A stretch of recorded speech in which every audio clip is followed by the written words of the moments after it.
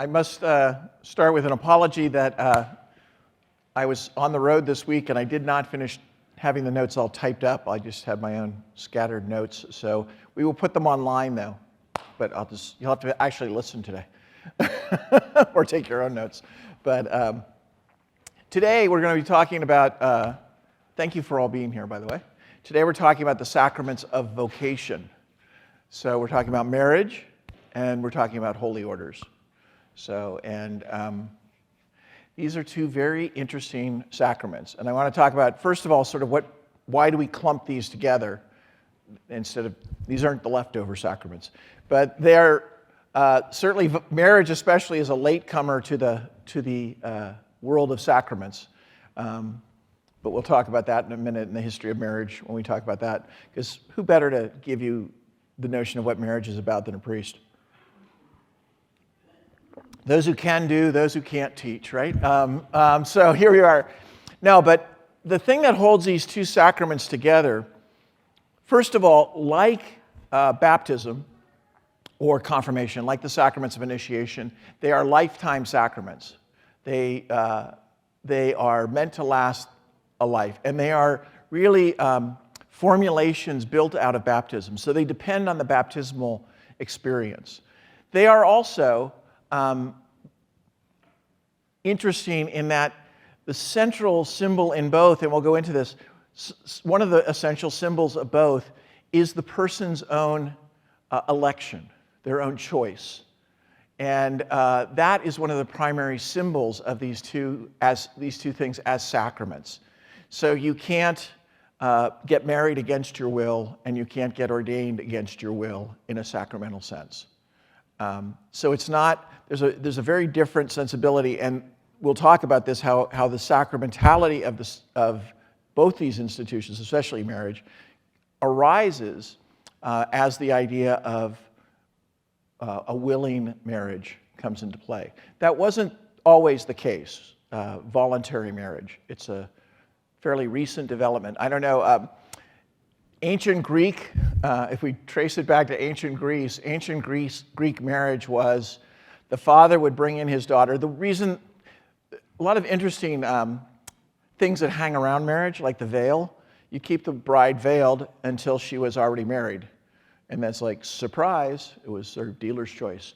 But the Greek father would say, I give this woman for the bearing of legitimate children. And the man would say, I accept. And then he would pass on a few goats, and the bride was his. So there's that whole idea. This is the context, and this is ancient Greece. This is the time of Plato and things like this. There is the whole standing of women in the Jewish world, and we'll talk about a little bit about the biblical roots of how this. I'm going to start with marriage now, since I've already moved in that direction. So we'll start with marriage and its origin. Well, its origin goes back to, biblically, you could say Adam and Eve was a marriage. I mean, that's certainly what is pointed to in the literature as the central symbol, the biblical root of marriage. But marriage existed as a civil institution for generations, obviously for thousands of years, millions of years, who knows how far back. The idea that a person would be wed or connected to another person, oftentimes for the purpose of the transfer of property, the legitimate transfer of property. So there was a huge thing about legitimate children versus illegitimate children. The idea of, even in that example from Greece, I give this bride for the bearing of legitimate children. The woman often had no voice in it, certainly not in the Greek world, very little in the Hebrew world in the ancient times. Women were essentially given by their fathers. Some of the rare stories in the Old Testament go back to where the woman actually had a participation in that and made a decision. So the stories of the marriage of the patriarchs is oftentimes pointed to, and those are kinds of those are the biblical roots in Judaism.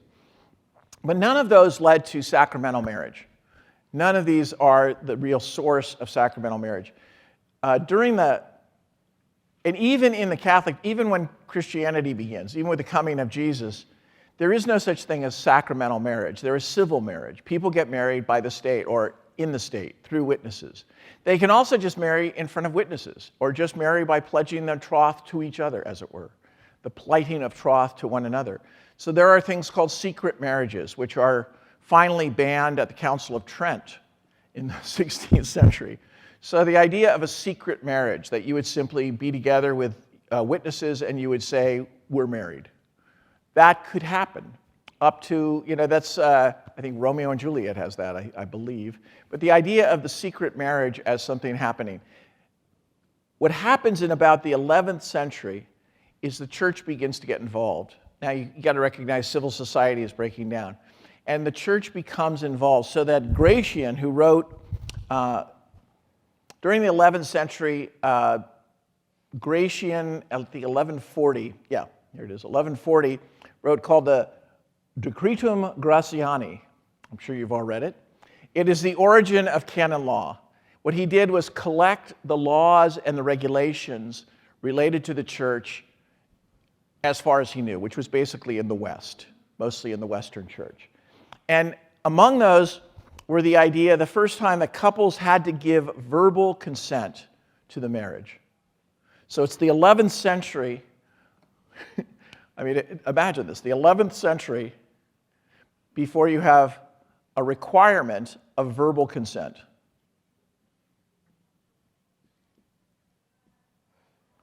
So you could get married with nobody having consent. If you ever make the mistake of reading the Code of Canon Law, no, actually, I think everyone should own a copy of the Code of Canon Law, but if you read the rules on marriage, they're almost all written, they all have these origins. And so one of the things is this whole notion of verbal consent. There is a rule in canon law that if a woman is kidnapped for the purpose of marriage, she is to be taken to a safe place and it can be determined that she would entered into the marriage freely. Which, behind every canon, behind every law, there's a story, and usually a scandal. Behind every canon, my teacher used to say, is a scandal. So what used to happen in the hills of northern Italy is they didn't want to marry their relatives, so they would go over the hill to the next village and kidnap a few girls, bring them back, and marry them. And that's what would happen. Well, when the church gets involved, and around the 11th century, which means it could have been earlier, but 11th century was codified, that you had to have verbal consent. In England, oftentimes, people who were already living together, they were sort of, we would say today, civilly married, although there wasn't a civil system. They were, what? What about the Vikings? I don't know. But I don't know what they would have done. But it was, no, that was not one of the areas I found. But in Britain, what they would do is they would come, as this begins to happen, they would come to the door of the church. A couple would come to the door of the church and state their verbal consent.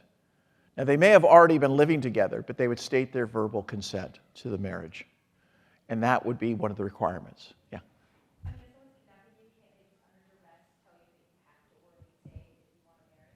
Well, that's why they would have to, one of the rules in canon law is that you have to be taken to a place of some safety. So, yeah. It might sound really strange to hear that, but it still goes on today in some countries. Oh, in many countries, in many ways, in many cultures. The idea of literally taking a wife, and it's almost always, I don't know of any cultures in real life where there's been novels written about it, the Amazons or something, but it always happens where the men kidnap the women for the purpose of marriage. And you have to, in some cultures, in many cultures, in our culture for a long time, women were considered simply as chattel. Women and children were considered chattel, simply property. And so one of the things the church introduces is the idea of consent, which is a new introduction of ideas. And this is occurring at the same time as the notion of what is necessary for a sacrament, and one of them has to be consent of the will. The same is true of sin. At the time, in the 11th century, actually in the 12th century, when you get somebody like Thomas Aquinas writing, what's necessary to commit a sin or a mortal sin is serious matter, knowledge, and full consent of the will. So this notion of consent is becoming a very important notion in the 11th century. And so what happens is you have civil marriage, and the church actually steps in, and this is sometimes hard for us to think, because I think we carry with us an idea that the church is oppressive in marriage. But in fact, the church steps in to protect people, to protect the fact that people could, if you could move up on the social scale by kicking your wife to the curb, you would. And so the church begins to mandate verbal consent, and gradually verbal consent in the presence of a priest. Although, and we'll get into this in a minute, the priest if you can't have a priest or a deacon, you can still get married validly in the Catholic Church. But we'll talk about that in a minute. But this idea of consent, and what's interesting is this becomes, if there's anything which is one of the primary symbols of marriage, of sacramental marriage, it's verbal consent. Or consent, public consent of some sort. By verbal, I would include, if somebody can't speak, they could use sign language or whatever, but yeah. I have a question regarding the issue of property. Right. And how are we going to address that in terms of marriage being, this estate is going to be connected to the estate? Oh yeah, I'm sorry, I should have pulled out the microphone. It's right here. Let me grab it for you. Yeah. Hold on a second. Mary's asking the question of the transformation of property. Right. It seems to me that much of the legitimacy of marriage, or its being legitimate, was the idea of transfer of property, right, or combination of property from the highest, from kings and queens of various countries marrying each other, but even families. Many of the laws on marriage have their root in, first of all, in royalty and having to do with property. By royalty, I don't mean just kings and queens. I also mean the whole feudal system was built around this idea of primogeniture, the passing on of property to a son, and then how do you pass it on to children, and the continuing. So the whole idea of legitimacy, that the man would know that the child was actually his, who he was giving his property to. And so there's a lot of rules around marriage that have to do with property. And many of the regulations around marriage have to do with property. But those existed even in civil times, even before you would call marriage a sacrament. So what the church introduces is, in some ways, to try and protect the woman as a person. And again, we think, now, I'm not going to say that the medieval church was enlightened about their role of women, but they were certainly more enlightened than much of civil society. So it was the idea of the woman would have to give consent. Now that consent creates a legitimacy which allows for the transfer of property. So one of the difficult things about marriage is that it existed as a civil institution in every culture in various ways. And it was almost always connected with property. If you can read the great tract, Lenin on marriage. Lenin writes this whole thing about marriage, against marriage, because marriage is all about property and capitalism and mercantilism and et cetera. Well, I don't think I would go that far. I think marriages may not always have been love-based, but they were certainly based on ideas of building a family, building a community. So, yes, please. Let me do this. Let me give you this mic here. There we are. It's on. Hi, thank you, everyone. When I did RCA through here, actually, with Mary Romo, she has a PhD in women in the church, so right. She's a feminist. And one of the, I don't want to misquote her, so I hope she's here and all. But my understanding was, just to mix like the marriage and the orders and stuff, 15th century was around the time when the church started recognizing that priests were dying with a lot of property. And so the wives were left with copious amounts of property, which made certain men in the church or otherwise very frustrated, and so that's actually why priests don't marry anymore, due to the church's frustration with women having property. So we're talking about the transfer of property. Right. I I'm don't want to curious if get you too can go much over into that. the whole. I really don't want to get into the whole church history of the property thing. I want to talk. We'll talk about the sacrament of orders in a minute. The imposition of universal celibacy in the West was done by Hildebrand, who became Gregory the 10th, I think it is. There are mixed reasons for that. There are people who are opposed to it at the time. Gregory was a monk and believed that we needed monkish values, so there was a reform of the clergy. The property interpretation, which is largely I think it's one interpretation, but it's certainly not the only interpretation. Understood. I just thought that was an interesting connection. It is, yeah. Where folks were allowed to marry. But that's one of the and then- things about why do we have celibacy for priests. That's certainly one of the reasons that has been given. There are multiple reasons that have been given. We'll talk about that when we get to orders. Okay, great. But Sorry, I I didn't mean to understand jump that. ahead. No, you're just jumping ahead, but that's good. Anyway, what I wanted to say was this idea of just about the sacrament. The marriage is still not considered officially a sacrament in the church. In some places, it's viewed as a sacrament or like a sacrament. But the definition of the sacraments doesn't come. Now, everyone accepts Eucharist. Everyone accepts Eucharist. Everyone accepts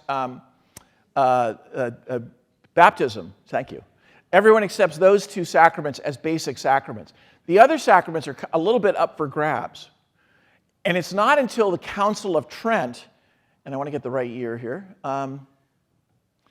It's in the, well, actually, I should mention, in the 12th century, you get there's a setting out of the rules for marriage and sexuality in a changing social environment. And the changing social environment is really a transformation as you get the rise of commercial markets, you get more wealth in Europe, you get, there's wealth for some, I should say, the rise of the universities, things like this, and you get so the 11th and 12th centuries are very important. But the idea of marriage as a sacrament does not come into existence until around the 1500s. So it's not until the Council of Trent that marriage is defined as a sacrament. Now, why is marriage chosen to be one of the 7 sacraments? You could have various arguments for this. Among them, 7 is a magic number, so you need to get 7 of them, which is a very good possibility of why it was chosen. It was an important part of the life of the church, but it was not officially a sacrament until the 1560s, I think it was, somewhere around there, yeah, when the Council of Trent was meeting, when the 7 sacraments are defined. So before that, it was considered a holy thing. So for example, in the Anglican or the Episcopal Church, the Episcopal Communion, there is no sacrament of marriage. That doesn't mean that you don't have a religious rite of marriage in Episcopalian churches. You have a religious rite of marriage in Jewish synagogues. You have a religious rite of marriage in almost all traditions. But the idea that marriage was itself a sacrament doesn't come into the Catholic Church until the Council of Trent, officially. So it has a long history of being considered something important, something holy, but not necessarily the same as a sacrament. And now we go back to class 1, and if you remember what I said about it, a sacrament is meant to communicate grace it is a symbolic a cluster of symbols used to communicate grace for the good of the church. It is an action of the church for the blessing of the world. So marriage was very much still, in some ways, looked upon as a familial thing. It was in your family, somewhat between the two, but more between the larger group. But it was a way of looking at this. But marriage becomes a sacrament, and it's only from the Council of Trent forward that you have a real development of the theology of sacramentality in marriage. Does that make sense? I just want to give you, this is just a historical snapshot about how did we get into the marriage business. We really got into the marriage business around this issue, around consent, to be the witnesses for consent. And this is where we begin to talk about marriage as a sacrament. Then we begin to say the questions we ask about sacraments. Who is the minister of the sacrament? What are the central symbols of the sacrament? What is it communicating through the church? And those three things lead us back to sort of our larger conversation about sacramentality. Does anybody have questions or comments about that? Yes? I know, but I want you on the tape. No, just a quick question. Isn't the Council of Trent part of the Catholic Reformation? The Catholic Reformation, yes. So it's a response to the Protestant Reformation, or It is. It's juxtaposed to the Right. Protestant. Is there any sense in which making marriage a sacrament was aimed at anything specific in the Protestant religions? Somewhat, yeah, I would say yes. It is. How, is it related to the Reformation? How is it related to response to Protestantism? Protestantism is, many parts of it anyway, are seen as being anti-sacramental generally. That the sacraments are mere symbols, if you will. It's only with the Reformation that you get the idea, the distinction really, of that symbols can be just symbols. They don't manifest the thing that they represent. That would be a very foreign concept to the people of the 4th century, to Augustine and those people. But what many of the Protestant thinkers come to say is the bread and the wine, there's no real change there, or there's not a substantial change. It's just a symbol of the presence of Christ. It's a symbol of the presence of Christ in the community. So that would be the most ultimate thing. So all the sacraments are under siege in that way. The whole idea of sacramentality is under siege. When Trent comes, and Trent, I'm one of those people who's against the term counter-reformation, because it's not just a counter-reformation. The Reformation of the church was going on before the Protestant Reformation. There were many forces in the church trying to reform it, kind of batting their heads against the wall at various times. But the Catholic Reformation hits its pinnacle in some ways at Trent. And what many of the thinkers of Trent came to say is we want to identify sacramentality as a part of the church's action. Now, it's not until Vatican II that you get the idea that the church itself is sacrament. But the church goes back to its history. It says, what are the things that we have treated as sacred that have biblical roots, because this is, again, a response to Protestantism, that have a biblical root in the life of Jesus that can be seen to be sacramental moments of Jesus' activity. And this is where you look back at marriage becomes one of those, because it's rooted in the activity of, it's not just that Jesus goes to the wedding at Cana, although this is the major scriptural reference that is used. It's not just that Jesus goes to Cana, it's that he performs his first miracle at Cana so that the wedding can go on. I mean, it's sort of a joke, he makes wine into water. You get those, if you're a priest, you get these cards a lot, the birthday cards that say, the priest getting pulled over, it says, why, Father, that's wine in this bottle. It says, it was water before, it's happened again. You get these Christmas cards. I've gotten a number of those birthday cards. But that in some ways that miracle is seen as almost like comical. But what Jesus does is Jesus really affirms the validity of the couple and blesses them from being humiliated in that action. And so it's pointed to as a way of saying this is a key. I want to read something from. This is what I have. I have my books already, and I just didn't get a chance to type up my notes and put them in order. But I have. This is from Robert Bellarmine, a Jesuit. We have an altar of him over there. Marriage is a sacrament similar to the Eucharist, which is a sacrament not only when it is being effected, but also so long as it endures. For so long as the married parties are alive, so long as their union a sacrament of Christ and the church. So that sense of the sacramentality of marriage as an ongoing sacrament, similar in its effect to the Eucharist, but similar in its sense of lasting forever. that time itself becomes another part of the sacramentality here. The other thing about, and you get a vague reference in Bellarmine's quote, the other thing besides the marriage of Cana that's used from Scripture is, of course, Paul. Paul talks several times about marriage, but we're not going to go into all those right now. But he speaks from his culture, but he also speaks. One of the things, in our culture, we tend to say, Paul is frustrating because, wives be subservient to your husbands and all that. That tends to be a dangerous part, but certainly a dangerous part is if you're preaching on it.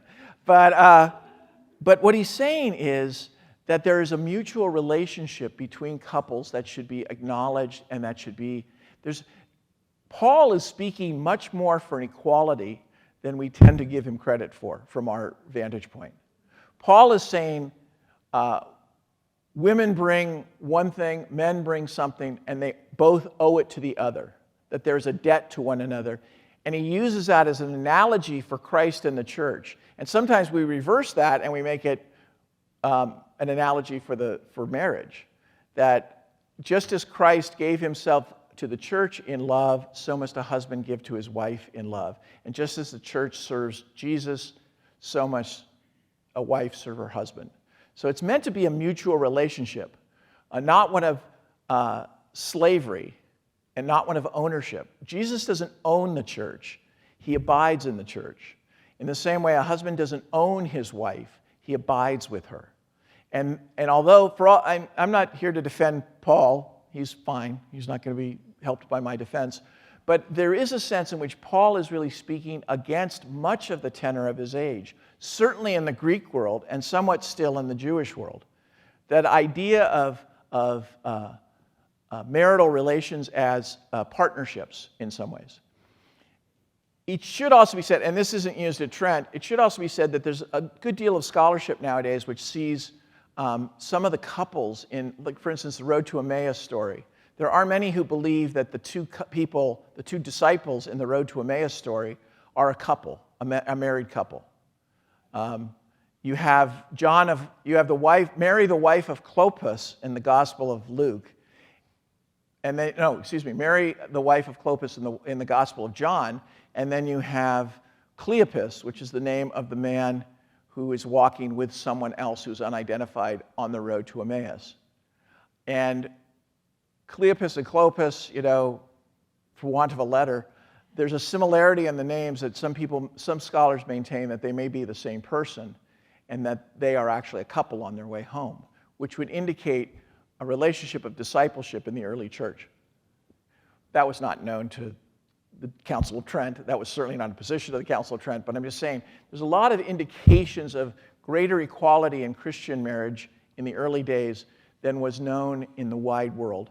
And in fact, one of the reasons why women's ministry is suppressed, we believe, is after the Constantinian unity, after the Constantinian joining, the role of the priest and the bishop become that of magistrate. So they get a civil role. Well, women couldn't hold that civil role. So the civil society puts pressure on the church society to do away with the people who may have had some of those roles.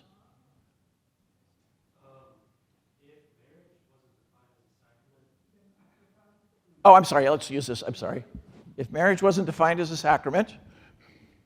If marriage wasn't defined as a sacrament until the Council of Trent, would that mean that all the marriages prior to that, up and until were they valid? Peter and his wife, were they sacramental marriages, or how would you? They were, but they weren't. They were, but they wouldn't have been defined that way. In other words, what the church does as an institution, by the way, if you look at the language, the church recognizes as an institution. The church recognizes marriages. It doesn't create them. And here's where we get back into the idea of who is the minister of this sacrament.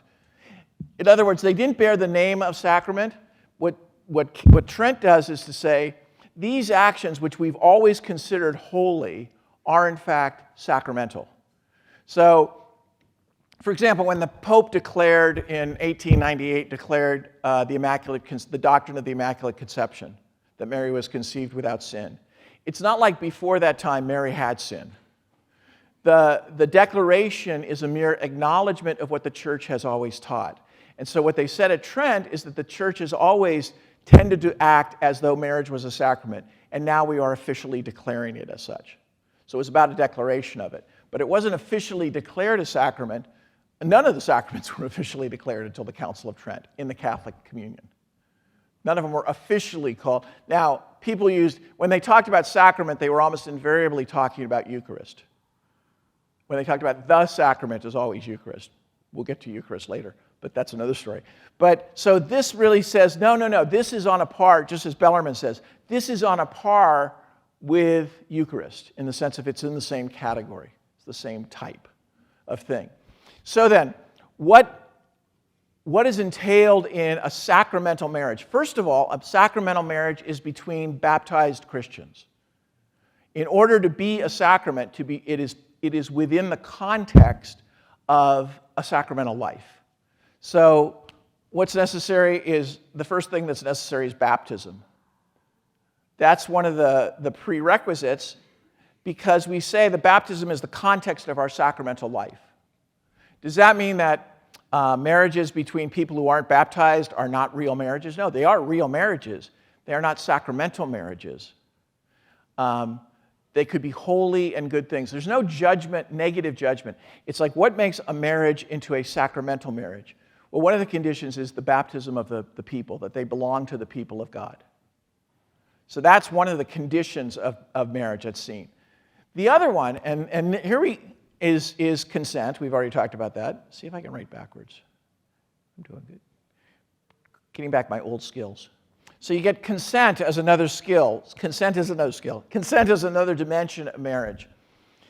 These are not really symbols so much. Consent is public consent becomes a symbol. You have to state, I do, or the vows. Those have to be stated. They can't be implied. Well, I've been living with you for a long time, so obviously I consent to this. No, they have to actually be stated. So one of the ways in which symbols work is symbols say more than they are. They indicate something that is deeper. So when a couple gets up there, I don't tend to do that. When a couple gets up there and says, I promise to be true to you in sickness and health, in good times and in bad, they are making a vow to each other publicly. And that sense of public vow is a symbol because it isn't realized yet. It speaks to something that does not yet exist in its fullness, or it indicates a spiritual reality that's beyond the words themselves. Till death do us part. This is where, in some ways, you could say time becomes part of the symbol structure of both actually of the sacraments of vocation. Time itself, as a friend of mine says, when do we fulfill our vows as Jesuits? When we die. So in the same way, when do you fulfill your vows as a married person? When you die, or when one person dies. So because the vows, part of the context of the symbol structure, part of this consent is a symbolic giving over to the person forever. How do you understand annulment? I'm not going to touch annulment until I finish describing marriage. The question was, how do I understand annulment? Because I've studied it. That's the only way I understand. No. But then I've skipped over so far the principal symbol of marriage is what they call diplomatically in Vatican documents, like in the documents of Vatican II, conjugal love. Conjugal love.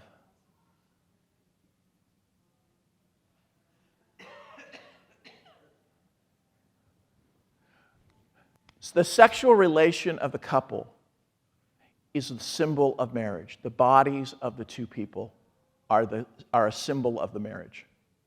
They are the principal and the essential symbol. A marriage does not exist without conjugal love, without sexual relations. That is why, this should get the flags going up in a minute. This is why a person who cannot consummate a marriage cannot be validly married in the Catholic Church. Now, you say, whoa, you mean somebody who's impotent can't be? Well, you have to be able to prove that it's lifelong, that it's permanent. if you can never have the possibility of thank you. I'm so pure that I don't even know the word. So dedicated to my vowed life. No, but if you can't consummate a marriage, then you are not able to be married.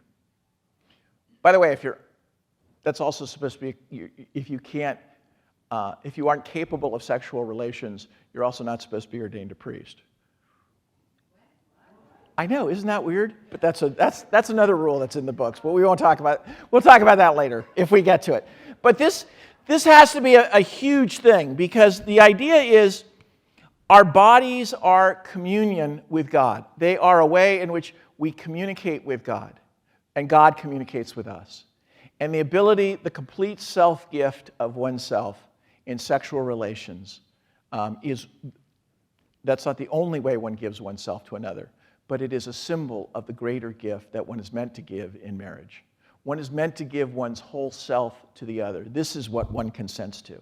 Not, you scratch my back, I scratch yours, I'll love you as long as you're pretty, you love me as long as I have cash. That's not marriage. That's not marriage.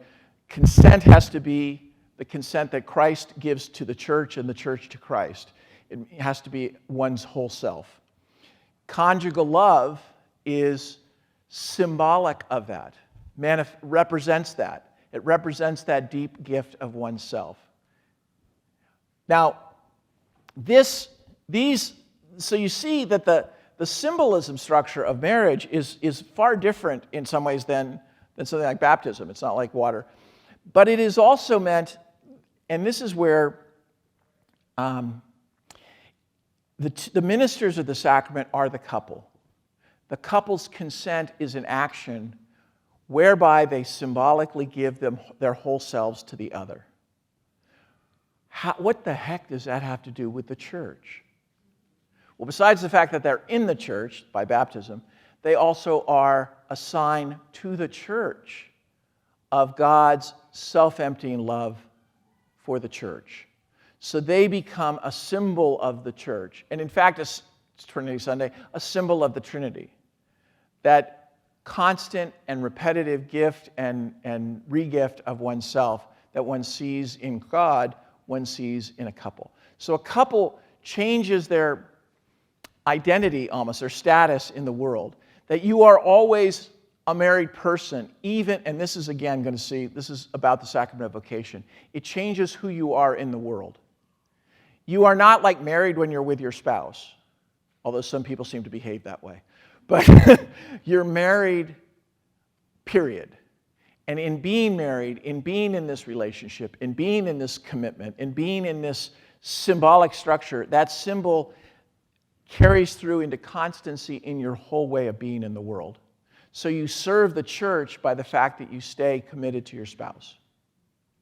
Does this make sense? So this is the essence of marriage, is not simply that you are it's not a private sacrament between the two. It is a sacrament that the two give to the church, who in witnessing it receives it. That we are blessed, we are graced, we get a communication of who God is by the faithful living of marriage by a couple. Does that make sense? Okay. I'm going to read something from Pius XI, which gives you a nice, I think. Therefore, the sacred partnership of true marriage is constituted both by the will of God and the will of human beings. From God comes the very institution of marriage, the ends for which it was instituted, the laws that govern it, the blessings that flow from it. Is that me? No, it's you.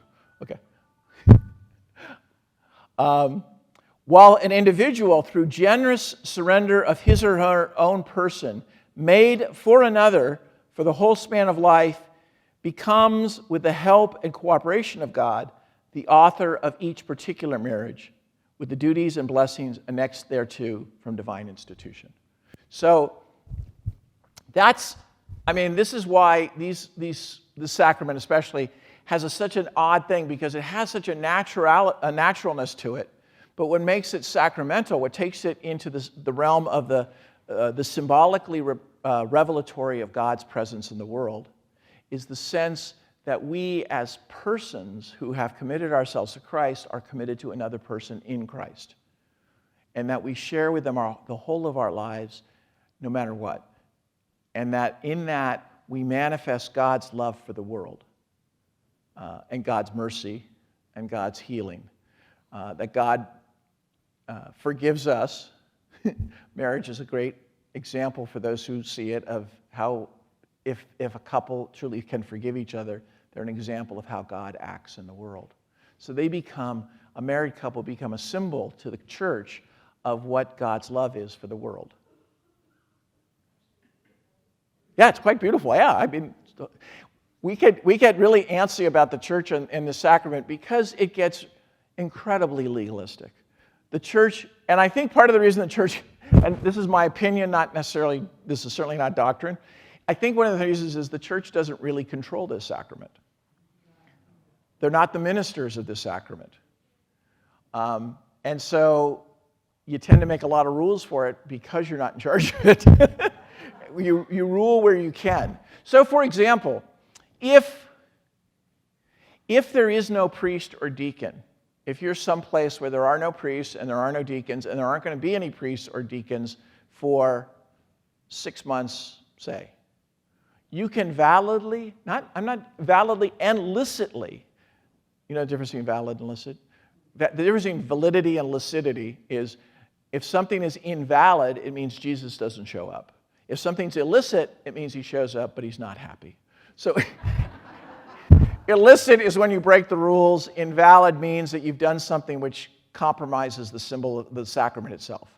So, for example, if I consecrate, if we're at your house and we have Mass at home and I don't vest and I consecrate Wonder Bread, that's illicit. It's a breaking of the rules. If I decide I'm going to consecrate grape juice and potato chips, that's probably invalid because that takes away the central symbols, and so those are the difference between invalidity and illicitness. All right, so you can validly and licitly marry without a priest or a deacon if one is not available over a certain period of time. You have to do it before witnesses, before those who will witness on behalf of the church. So, but if it were to happen, I had a teacher of canon law who was, I know this will shock you, he was a little bit he liked to stir things up. So he used to say that the rules that dioceses have that say you can't get married for a year are actually, if people knew the law, they could actually just go out and get married in front of witnesses because the church can't ban it for a year. If you can't have a priest, they can say the priest or deacon can't do it, but they can't say that you can't get married.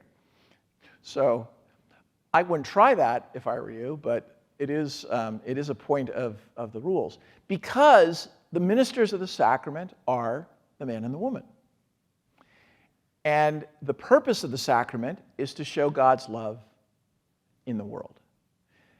The other part about why is this for life? Well, it's for life for two reasons. And we're going to talk about priesthood in a minute, so I'm going to talk about these two reasons.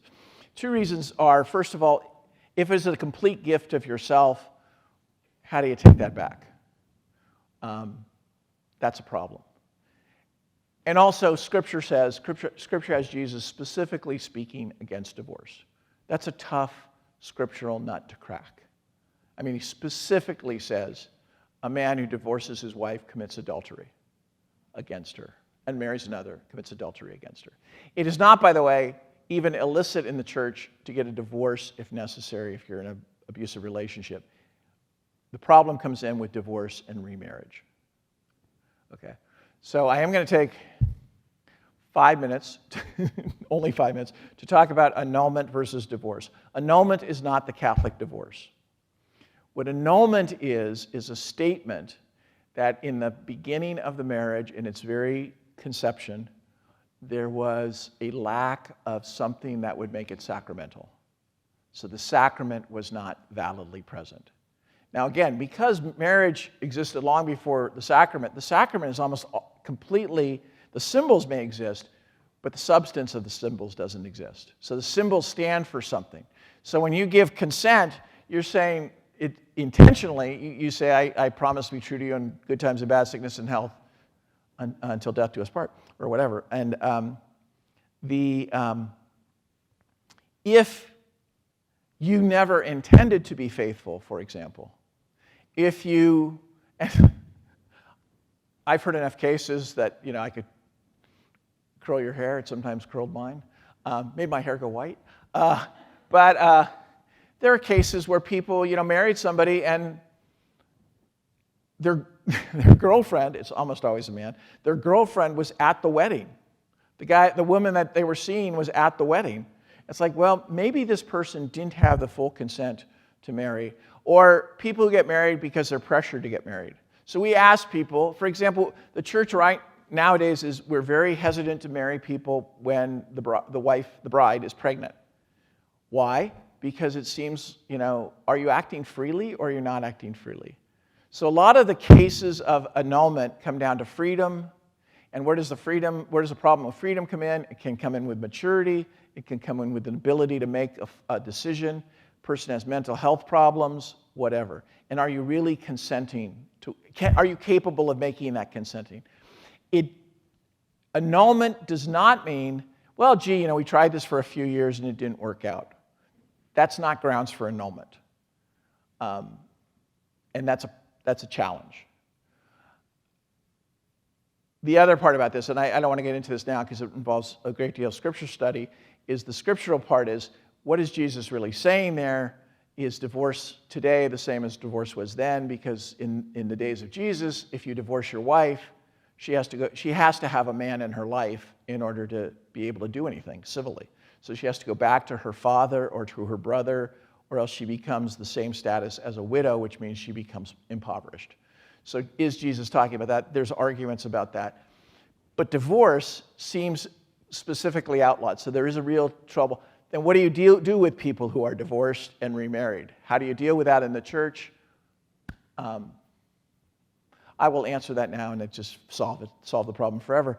No, but I mean, it's one of the questions that Pope Francis raises in the letter Amoris Laetitia, and talks about how the internal forum may be the way we have to deal with some of the people, because otherwise it becomes the sin that's unforgivable, and which is absurd, especially if you haven't injured the other party in a long-term way, and it becomes a real question. So that's one of the reasons it's in process. Catholics want to know, how do we deal with this going forward? Because we do have the clear restriction of Christ. We do have the clear teaching about what marriage is. So if somebody really... So it makes people lie applying for annulments, which is not a good thing. And so we have to figure out how to deal with it, I think, in a more pastoral way. But that has nothing to do with the sacrament proper. Please. Oh, yes. Yeah, thank you for reminding me. This way Lisa doesn't yell at me later for not moving the microphone. Does that mean that all examples of adultery are grounds for annulment? Because the adultery itself is the indication that they weren't, planning to be faithful? Probably not. Obviously, it is certainly an arguable case. But if it happens, say, in the first 6 months, it's probably this person wasn't, I was never going to be faithful. If you're not faithful if you can't make it for 6 months, you're probably not going to be faithful. So it depends on the case. But adultery itself is not a grounds for annulment. Not a final, not like a slam dunk. So it is, but it is a good argument. It's one argument that works. And again, I don't want to get completely into annulment because that's a whole other thing. You would have to show a pattern that led to the separation that expressed itself in annulment, and you'd have to show that somehow that showed something at the beginning. Because you really have to show that at the beginning there was something that either the person wasn't capable of making this kind of commitment, they were just not psychologically, emotionally, maturely able to make the commitment, or that they didn't really understand that they were committing for the rest of their lives. They thought, well, I just thought I was committing until things got better. So go ahead. So I know this is supposed to be about marriage and orders, but I was wondering about confession and how, if you hear a confession about adultery, and like how would you, or how have you? Because I can imagine that you possibly may have heard that. How do you usually go about trying to give advice about that? I usually have a box of rocks and just stone them for being adulterers. No, that's a very flip answer. I said that only so I could have a minute to think. Oftentimes what I get in the confessional is not the person who's committed adultery, although sometimes you get that. Very often you get the person who's been, someone's committed adultery against them, and they are feeling guilty about it for some reason. But I have occasionally met people do occasionally come when they really are sorry for an adultery. You just have to talk about what led to it, what's the context, how are you living now? Is it a long-term relationship? Was it a one-night stand in Vegas? And I'm not trying to be flip about that at all, but sometimes it's that kind of thing. And how have you made if it is that kind of thing, what are you doing to make restitution to your spouse? Do they know? Have you confessed? If you haven't, what are you doing to live a life consistent with the vows that you call the person back to, like all confessions, you call the person back to the life they pledged to lead, the life they want to lead. What is the life? When you say you're committed adultery, is this something you intend to do again? What does it say about your relationship with your spouse? And so you really have to talk to them in confession and find out what the adultery as an act is less informative than what's moving in the person's heart. And if they're moving in their heart to say, well, I committed adultery and now I want you to forgive me so I can go back and commit it again, that's not something you would easily let go. I mean, I certainly wouldn't let go. A person may say, oh, I've got to get out of confession, it's been 2 hours. But you really have to talk to a person. But it's very rare that people don't come to confession to confess something they want to get rid of. They want help getting through. And when somebody comes to me in confession and commits that they've committed adultery and they want to break away from that, then we begin to talk about strategies for that and why they committed adultery. How do they rediscover the commitment they made in their marriage? Because they have to go back to this and say, can I get back to that? And conjugal love, one of the things about conjugal love the other thing is I hear confessions from a lot of sometimes elderly people who can't, for various reasons, have sexual intercourse. And then you start saying, well, what kind of intimacy are you sharing? Physical intimacy are you sharing? Are you willing to share each other's pain? And as people get older, sometimes you share each other's, sometimes it's just holding the person, being able to, I don't want to go into all the details of my various confessions that I've heard, but it's just finding a way in which you can express, and sometimes one partner grows to a point where they don't want any kind of sexual relations or intercourse because it's painful, or they've lost their libido or whatever from various medical conditions, or the other one doesn't, and you say, what can you do to be in companionship with your partner in those situations? And all this stuff about, this is where you run into these specific hesitancies about church teaching on sexuality, where, the only thing we want to see is, missionary position twice a week, and it's like, no, maybe there's other things that you need to do. And it's really inviting people into discovering each other in the whole way, because you've given your whole self to this other person. And how do you express that intimately? That's what the church says is an ongoing symbol. And some people grow to it, and some people go through a really rough patch sometimes because of physical ailments or whatever. And you got to help people to find their way, as much as we as church can. It's not just me or even a confessor. It could be other people who do that. But finding your way to the other person is really an important part of that, living your marriage. Because that's what the sacrament, see, this is how the symbols of the sacrament go. The fruit of the sacrament is that sense of life. The last thing I would say about that is the bearing of children is a part of marriage in the sense of it is one of the gifts of marriage.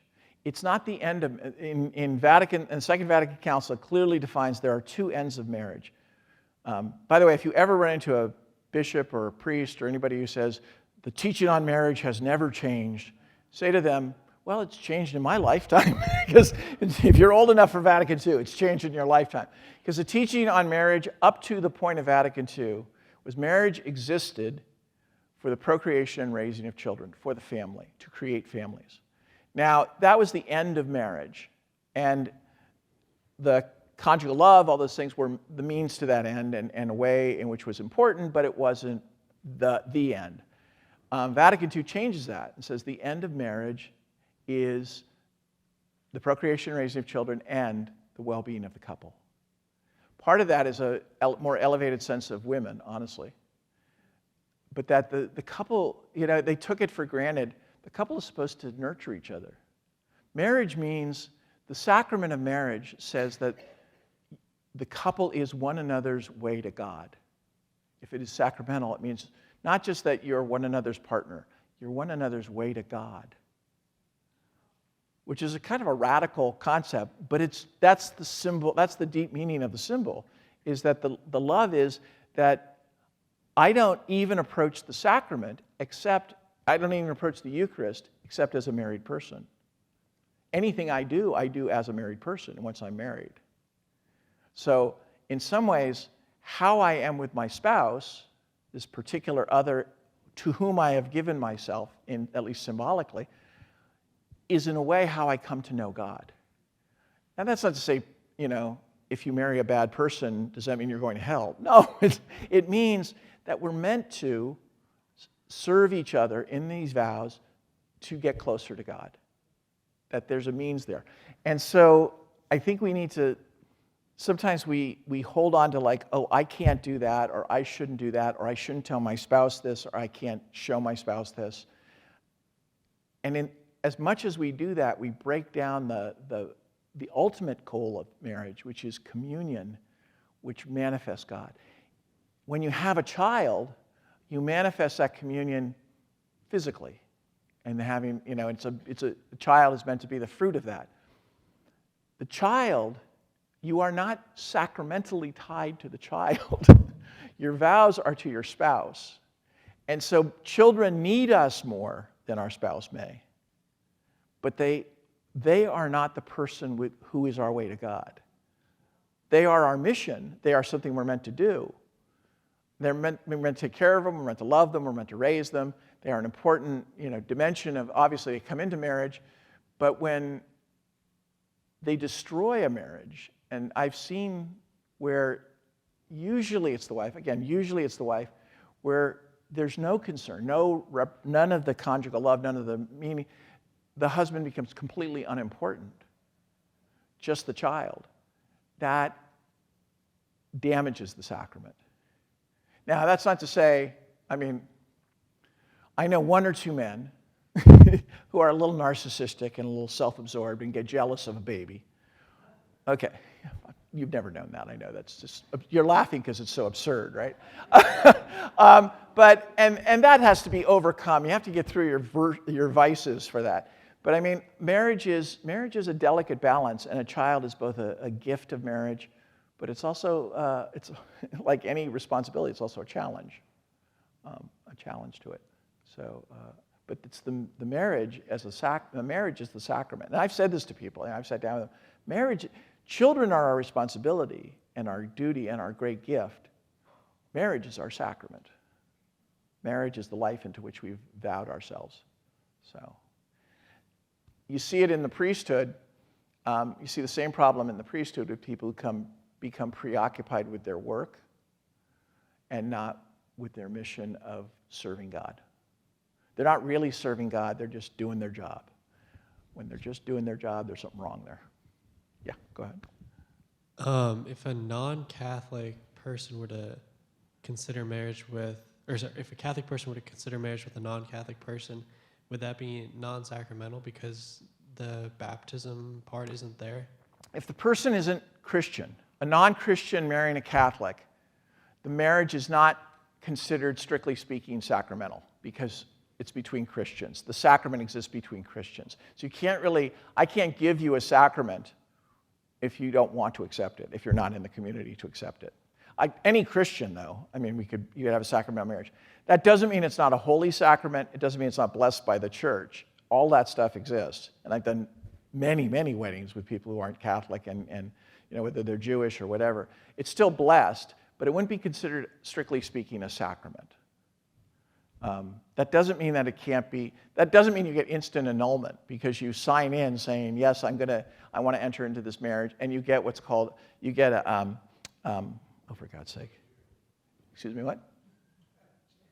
You get permission to do that.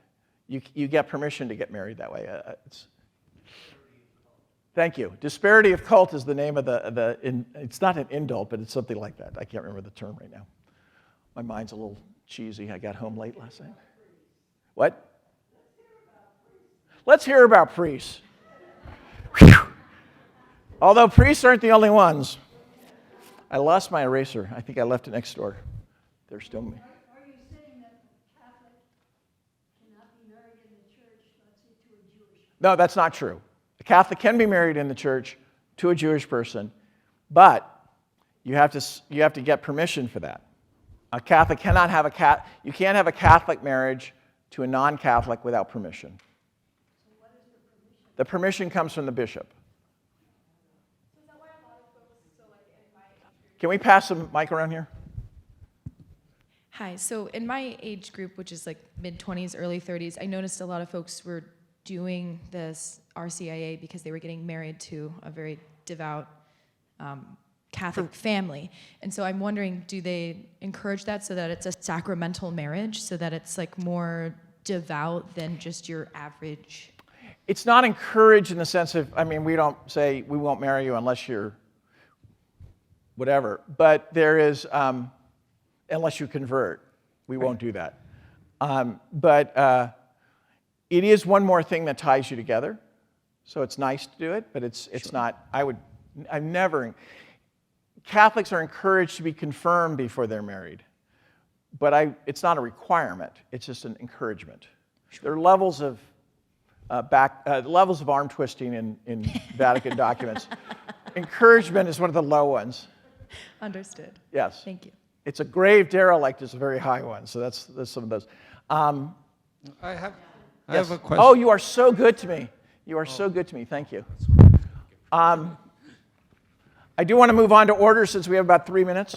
I have a question or comment about divorce. I have Yes. in-laws. Well, they're both deceased, but they had a very dysfunctional marriage where the father was barely present. There were 5 children in the family, and because there was this cloud of divorce is bad, then over the family, they never got divorced, especially because the mother didn't want it, because then the children would look bad in society and so forth. In that case, I think, divorce would have been, I don't know, it's better. I don't have to use that word. No, it is. There are cases in which divorce is certainly better for everyone involved. If you're in an abusive relationship, if it's a really toxic relationship, divorce is just, again, the church allows divorce in the sense of basically ignoring it. If you're not living with your spouse, at least in the current church, sometimes people just have to leave for various reasons, and it's better for them to separate. Remarriage becomes a difficult problem. And this is where, and I'll tell you some pastoral situations just really quickly. Pastorally, and this goes back to the couple marries. The couple is the ones who are the ministers of the marriage. And so the church recognizes or doesn't recognize a marriage.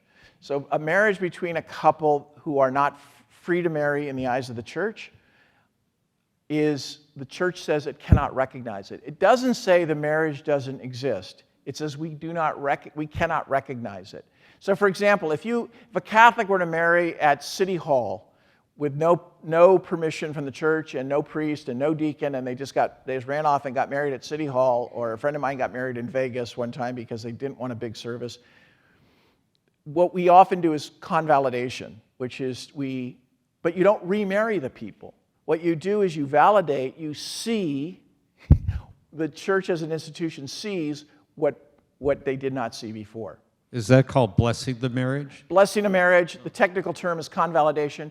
In the same way, there have been pastoral situations I have had in my life where you have to, within the internal forum, you hear the story, you realize these people can't get married for some particular reason. They can't get an annulment, even though they have the grounds for an annulment. One situation was a man was married, they were married in New York, married for a brief time. His wife was mentally ill, just crazy. And they got a divorce, civil divorce. He moved to the West. He met somebody. They got civilly married. They kept trying to get an annulment every time he even began the process of annulment because the wife was notified, the wife back in New York, and she would go nuts. And she would do damaging, both self-destructive and destructive of others' things.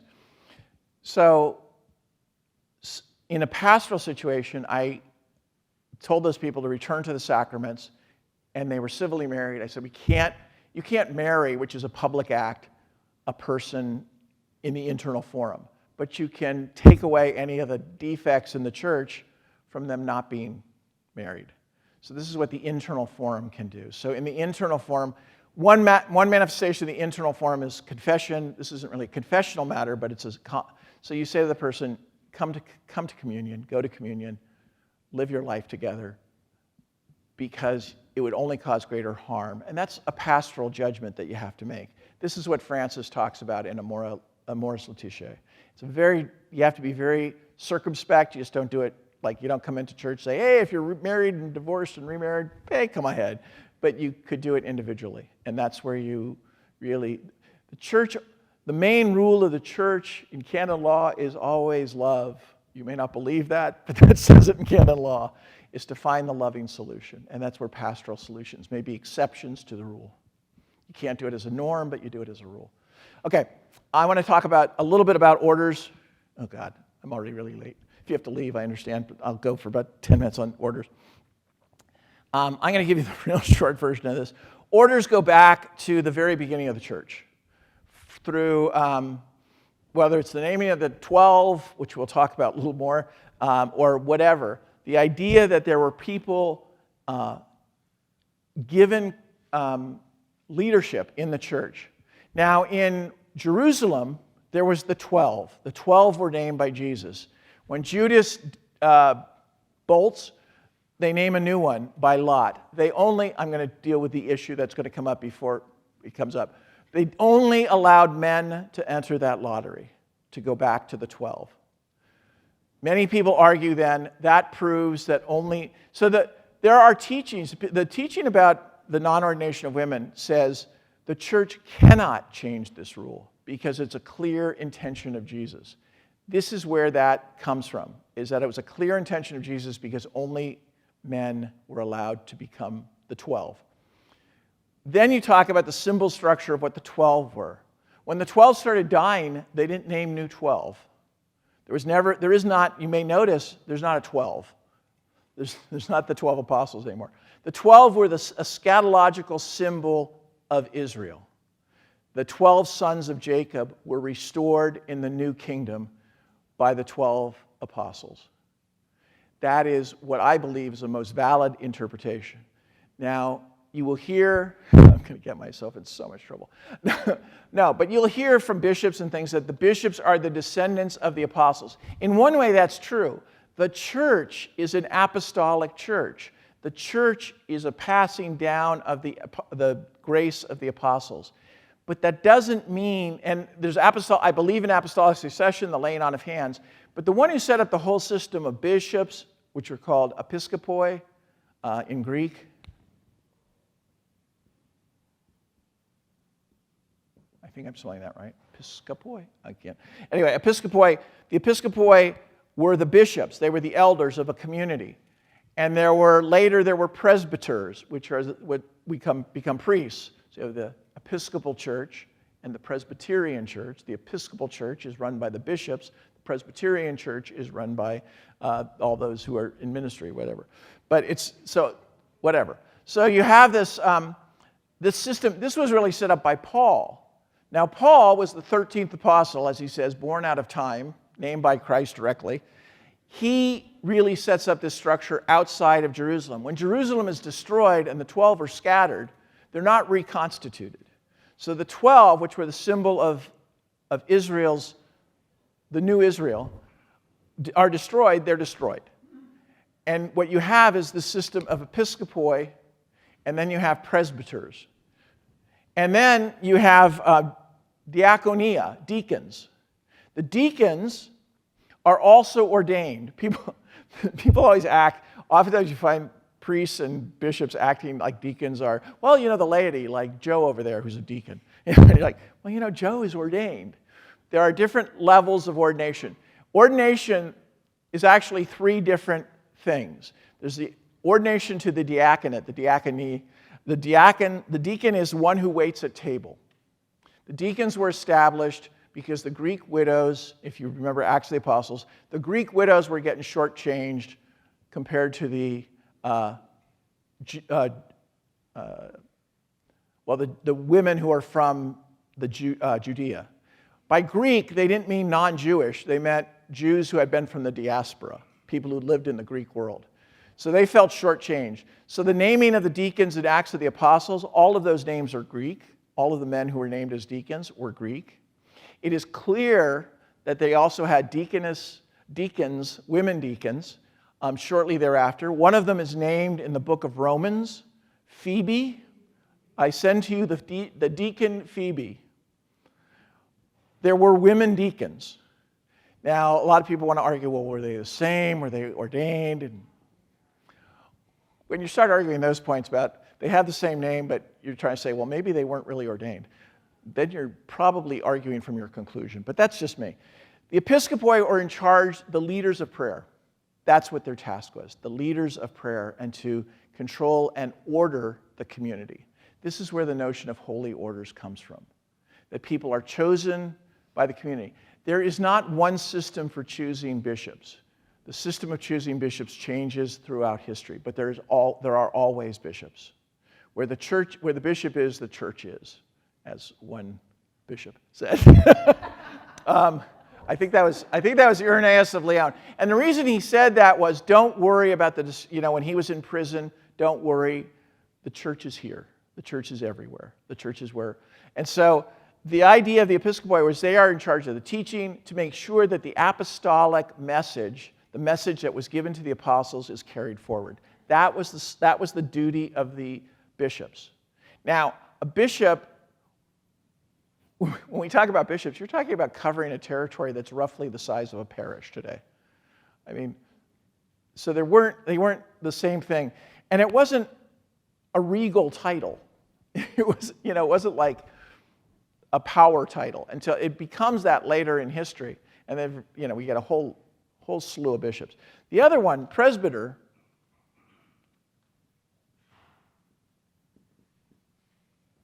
the presbyters are meant to be the helpers of the bishops. Presbyters, for centuries, were not allowed to preach until one presbyter got permission for him and his friends to preach, and so they called their group the Order of Preachers. The Dominicans, exactly.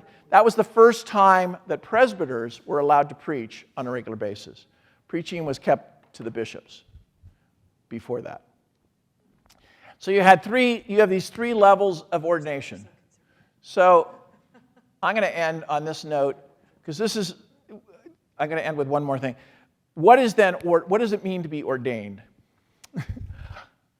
Ordination, as a friend of mine defined this, I think it's the best definition ever, is the non-episodic service of the Christian people. In other words, ordination means that you give the central symbol is your own commitment to give your whole life to the service of God's people, to the church as a body.